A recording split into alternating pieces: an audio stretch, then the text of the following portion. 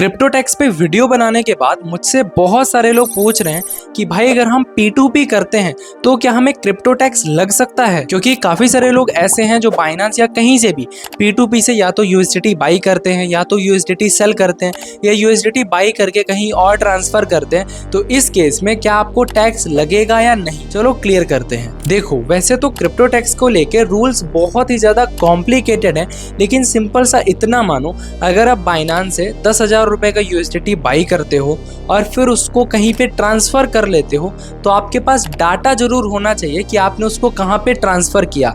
आप जहाँ पे ट्रांसफ़र कर रहे हो वहाँ पे अगर आप USDT को फिर सेल कर रहे हो या रख रहे हो तो आपके पास रिकॉर्ड जरूर होना चाहिए कि आपने जो 10,000 रुपए का USDT बाई किया है ये आपका गया कहाँ पे। और आप ये भी कर सकते हो, अगर आपने बाइनेंस या कहीं से भी 10,000 रुपए का USDT बाई किया, आपने उसको कहीं पे भी भेजा तो आप कभी ना कभी तो उसको सेल करोगे।